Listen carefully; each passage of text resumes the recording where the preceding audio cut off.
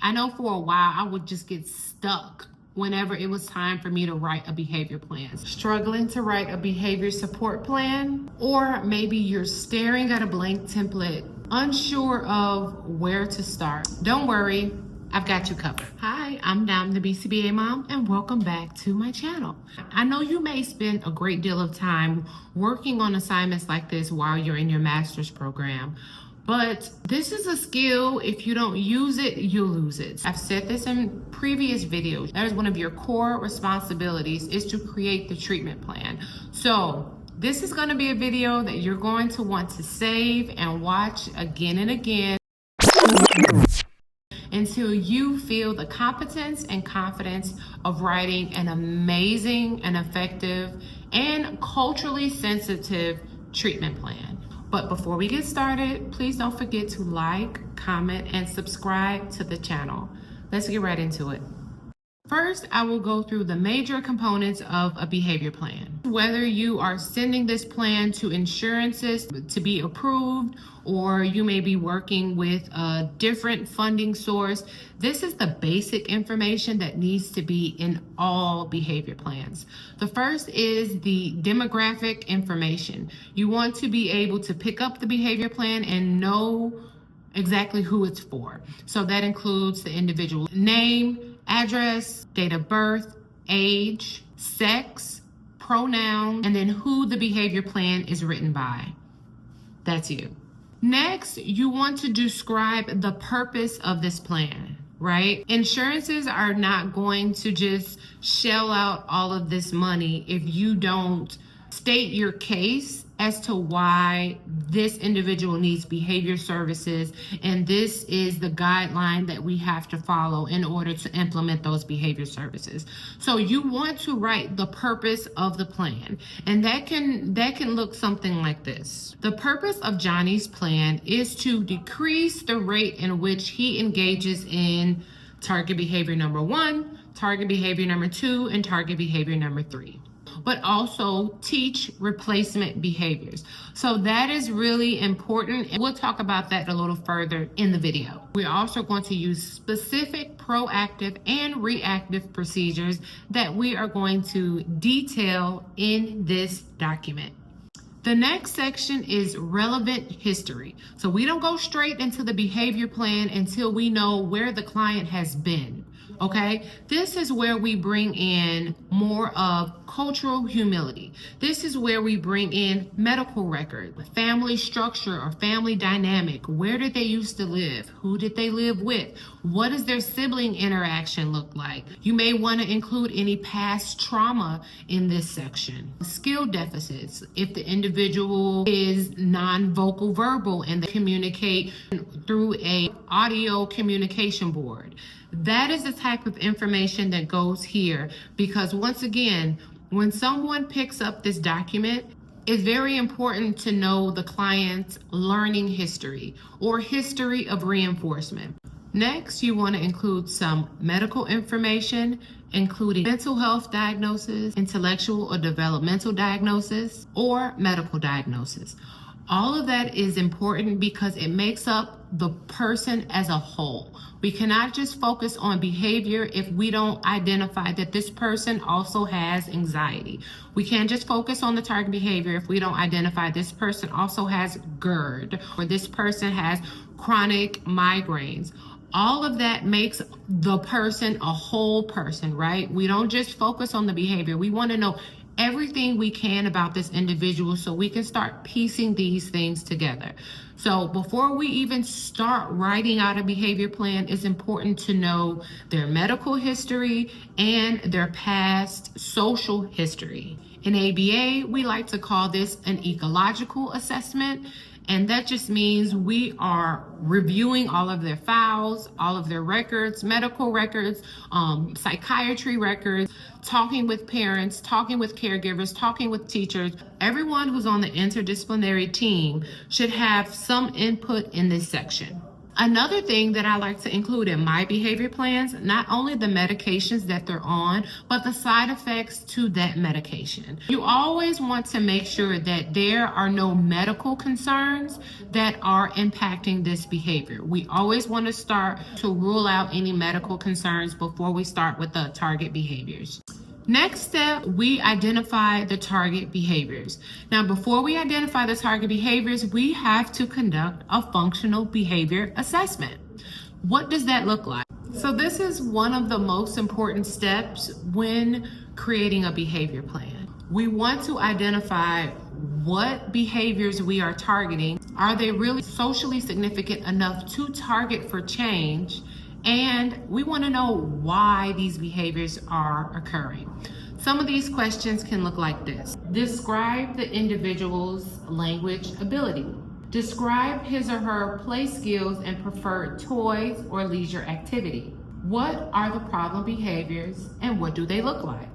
The what do they look like is so important because it helps us to then create an operational definition. So we don't just want to know what the behavior is, we want to know the topography or what it looks like so that when multiple people are tracking these behaviors, they're tracking the same thing. They're not using a subjective point of view, they're looking at it from an objective lens. What is the single most concerning behavior? What are the top 3 most concerning behaviors? Describe the range of intensity for these behaviors. How frequently do they occur? In what conditions are these behaviors more likely to occur? So do you see how when you conduct the functional behavior assessment, it's almost writing the treatment plan for you? Just in those questions, I'm able to identify what are the target behaviors? What are the triggers for these behaviors? As we go along with this assessment and other assessments, then we are able to pinpoint exactly what is the function of the behavior, what is strengthening this behavior, or what is maintaining this behavior. So I don't have time to go through the whole functional behavior assessment, but comment below if you want me to do a video just on how to conduct an FBA.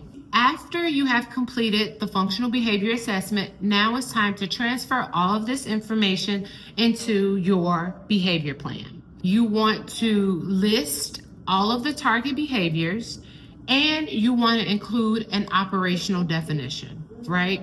So if the target behavior is verbal aggression, then you want to detail what that verbal aggression looks like for that specific individual. And the reason that is so important is because we don't want the target behavior to be subjective, right? If you were to ask my grandmother what verbal aggression looks like, it may look different than if you ask the teacher what verbal aggression looks like, or if you ask the sister what verbal aggression looks like. So you want to spell out exactly what that looks like so everyone is observing the same thing and recording the same thing. Then you want to identify the function of the behavior.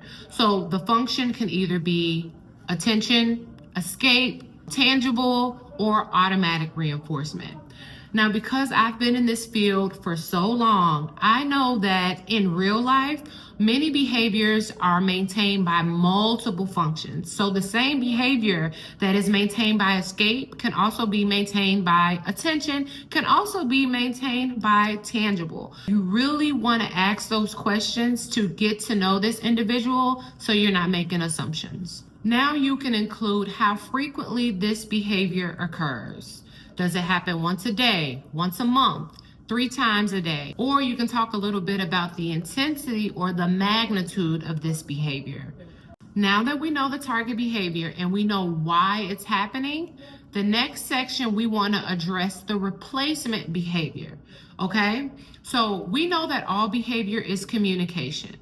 If someone is engaging in physical aggression, we want to identify what this person is trying to tell us. We need to realize that these target behaviors are not bad, right?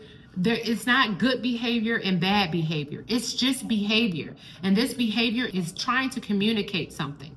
we just want to identify that this is a behavior that this person is using to get something that they want or need. So instead of engaging in physical aggression, I'm going to teach them a replacement behavior, a more appropriate behavior that they can use in order to still get what they want. That is so key in any behavior plan, right? Because if we just decrease the behavior without giving them a replacement behavior, it's like we're cutting off their voice and we're not allowing them to talk or express their wants and needs. Now, we do want them to express their wants and needs while being safe, which is why we emphasize giving them an alternative or a replacement behavior. For example, instead of hitting and screaming, we want them to ask for help.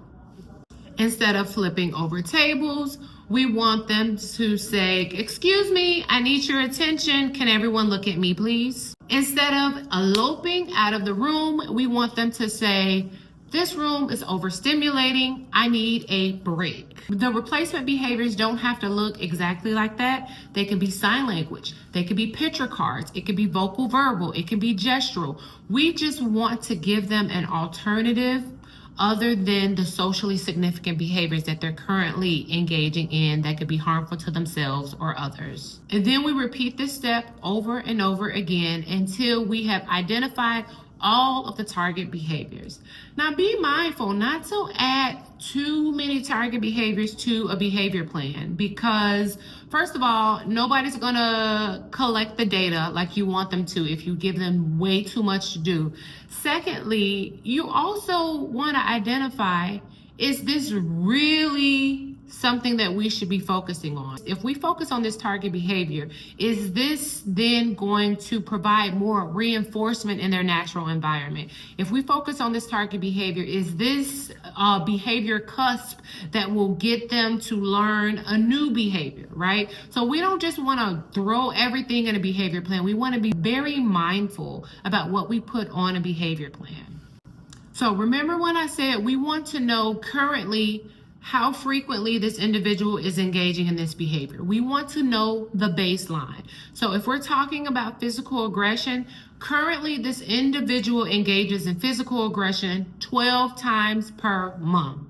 So then we can implement a behavior reduction goal. So right now, if they're engaging in this behavior 12 times a month, the first goal would be we want them to decrease 12 times a month to 6 times a month. So we want to make the first goal attainable, right? We don't want to just say, hey, the individual is engaging in physical aggression 12 times a month. By next month, I want to see 0 times a month. That's not how behavior change works. That's not how behavior analysis works. We want to create attainable goals so they can meet those goals, and then we can gradually increase or fade those goals out. But we want to make sure the first goal is attainable. The next portion of the behavior support plan or the behavior intervention plan would be identifying potential reinforcements by conducting a preference assessment. So a preference assessment is essentially presenting the individual with an array of preferred activities or items and seeing which one they like, which one they engage with the longest, which one they choose. So this is really important because a lot of behavior change has to do with reinforcement, right? So if we want a behavior to increase, we know that we have to reinforce that behavior. But this helps us to identify what is reinforcing to that individual. So just because coffee is reinforcing to me, it may not be reinforcing to you. Or you can observe them and see what they do in their leisure time, or which toy they pick up first. Or you can have an interview with their caregivers and their loved ones and their teachers and ask, what are some of the things or the activities that they prefer? All of those would suffice for a preference assessment. The next thing you can include in a behavior plan is identified triggers or antecedents in the environment that will likely result in that behavior occurring. For example, loud noises or bright lights or crowded places or being told no or having their items taken away from them. Those are all triggers that you want to include in your behavior plan so that the person implementing the behavior plan can try to avoid those triggers. Which brings me to proactive strategies. Now, proactive strategies are interventions that you make to the environment before the behavior even occurs. So if we've identified that loud noises are a trigger, an antecedent or proactive intervention would be handing the individual some noise canceling headphones before they enter a loud environment. If we've identified that crowded spaces are a trigger for the individual, an antecedent or proactive strategy would be, we're going to go at 10 o'clock when it's less crowded instead of going at 6 o'clock when everyone is off work. Knowing the triggers allows you to incorporate an appropriate and effective proactive or antecedent strategy. When writing this section, I would encourage you to refer to your Cooper book and read up on antecedent strategies so you know all of the strategies that you can possibly pull from, right? So someone told me this before. Being a therapist, being a BCBA, it's like being an artist, right? And sometimes you have to pull from different things to create this masterpiece. So don't be afraid to go back to the books and identify all the tools you have to work with before creating your final masterpiece. One of my favorite antecedent strategies is functional communication training. Like we said before, all behaviors are a form of communication. So if we are actively teaching them how to functionally communicate, whether that is manding or asking for what they want, tacting or labeling the things that they want, echoics, repeating after you to increase their language. The more we strengthen and reinforce that skill, the more that individual will rely on communication as opposed to relying on physical aggression, property destruction, elopement, self-injurious behaviors, or some of these other socially significant behaviors that we see. If they have the power to use their voice or their communication board or I always like to include some form of differential reinforcement in all of my behavior plans because it kind of forces you to find opportunities to provide reinforcement, right?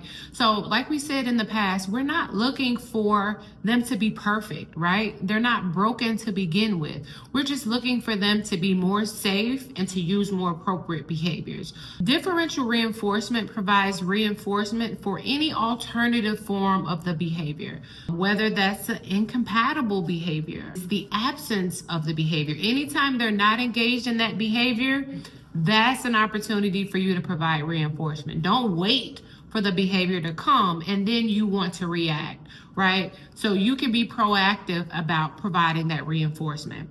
If yesterday they engaged in that behavior 7 times and today they only engaged in it 3 times, that's an opportunity to provide reinforcement. When you include differential reinforcement, you are just creating more opportunity for the learner to come in contact with reinforcement.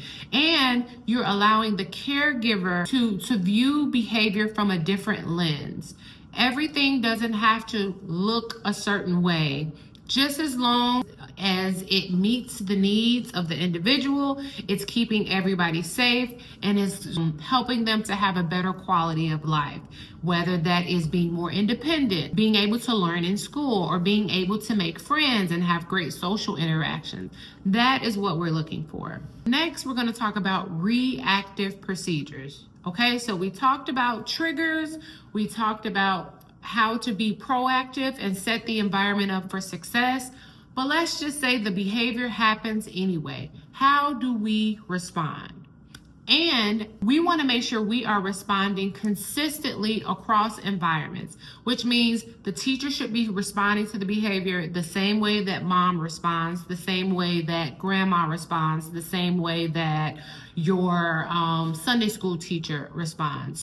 So I won't go too much into detail about the reactive procedures because I don't want to give you any ideas. You can only write and implement the reactive procedures if they are, say it with me, functionally equivalent. The response has to be functionally equivalent to what is maintaining the behavior. So, for example, if an individual is engaging in screaming behavior in order to get your attention, and the response is, stop engaging in screaming behavior, you know you're not supposed to do that. That wouldn't be the most appropriate response because you gave them exactly what they wanted, which was attention for doing the target behavior. My rule of thumb is we're not trying to keep them from attention, from escape, from having access to tangible, from having access to sensory stimulating activities. That is not our job, to keep them from the things that they want and they need. Our job is to set the environment up for success and respond in a way that strengthens the more appropriate behavior while placing the undesired behavior on extinction. Once again, I won't go too far into the extinction procedures in this video. You're also going to want to put in, how are people supposed to track this behavior? Are they using rate or tally marks? Are they tracking it by using duration? Do you want them to put a start and stop time? How long the behavior is occurring? To track it using ABC data. What was the antecedent, the behavior, and the consequence? So that is another instruction that you should put in your behavior plan so that we are all collecting data the same way. Lastly, you can include any restrictions or modifications that you have to make in order to keep the person safe. So let's say you've tried everything, but when the individual is in the car, no matter what, they take off their seatbelt, they open the door, and they elope out of the car while the car is in motion. That is very dangerous. You're not able to decrease this behavior down to zero and keep them safe. So you may want to add a restriction or a modification that you had to make to the environment, like a buddy belt, meaning that the person is not able to get out of their seat, or there has to be a child lock on the car door. Think about it. Those are restrictions because you are restricting the movement or the behavior of the individual. So continue to work with the proactive strategies and the reactive strategies and continue to be consistent with that so that you can start removing some of those restrictions. You want them eventually to get to the place where they can travel in a car safely without all of these modifications. That is our job. Our job is to advocate for their autonomy, for their freedom, for their rights, the things that make them happy and bring them joy. But our job is also to support their caregivers and support the family and support the people that are in their lives and that they want to be in relation with. And once we find a happy balance of that, I think that is the best way to make the most effective and culturally responsive behavior plan.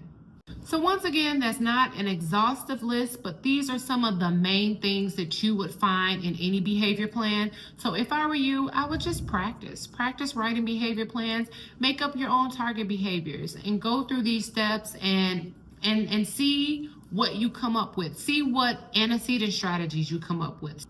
All right, that's all I have for you today. Please do not forget to like, comment, and subscribe. Let me know how you feel about writing behavior plans. Are you a pro? Do you just like shell them out? Or is this a part of your job as a BCBA that you get stuck? I know for a while I would just get stuck whenever it was time for me to write a behavior plan. So just comment below and let me know how you feel about this process of being a BCBA, that we are responsible for writing the treatment plans. All right,